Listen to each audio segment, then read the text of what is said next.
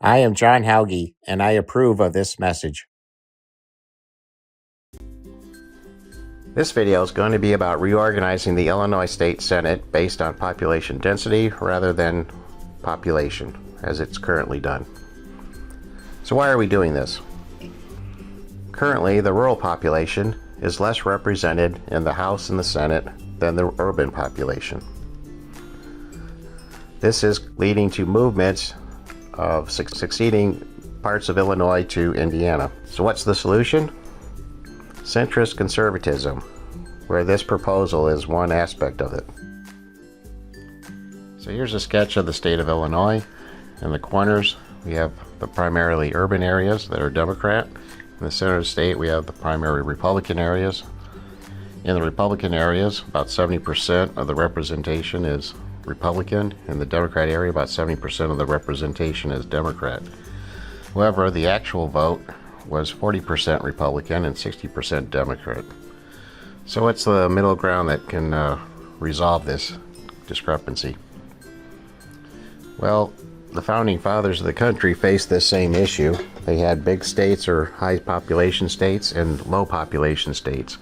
And the low population states feared that they would eventually lose out in their participation in the federal government. So the compromise became 2 senators per state.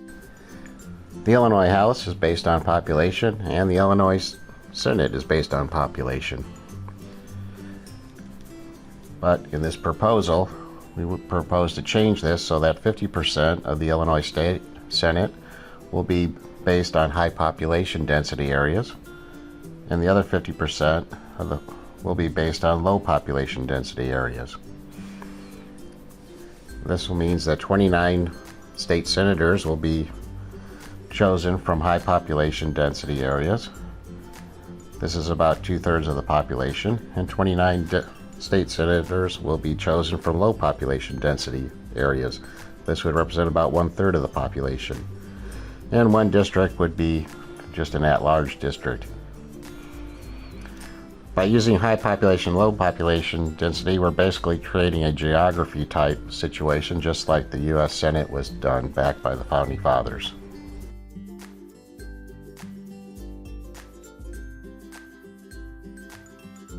So here's another visual of this plan in action. Right now the House is represented by 30% Republican, 70% Democrat. There'll be no change in that. The change will become from the Senate, which will be 50-50, Democrat-Republican. So in the high-density population areas, there'll be fewer senators. And in the rural areas across the state, there'll be more senators. Pretty simple. So when we look at it, 70% of the representatives in the State House and Senate are Democrat, 30% are Republicans. The actual vote was 60% for Democrats and 40% for Republicans. Under this middle proposal, we go back and look at the House and the Senate and the representatives for Democrats and Republicans. The House remains the same, 70% Democrat, 30% Republican. Under this new proposal, the Senate now is 50-50. We do some simple math, adding it up. We get a total of 200. We take the Republicans, 30 in the House and 50 in the Senate. That gets you 80. 80 divided by 200 equals 40%. Looking at the Democrats, we have the 70 in the House and the 50 in the Senate. That gives you 120. Divide that by 200, that gets you 60%. That 60% matches the actual vote count for percent Democrat, and so does the Republican at 40% under this new middle ground proposal. So what does the alternative look like? Well, here's my simple map of Illinois again, only now I'm going to add a simple map of Indiana. There's I-80. And one of the secession plans are take everything north of I-80, create that the new Illinois, and then everything south of I-80 merges into Indiana. So now we come up with a new Indiana. And nobody wants that.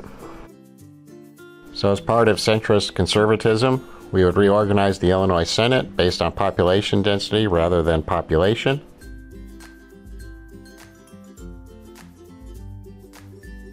This would bring the Illinois congressional representation closer to the statewide election results.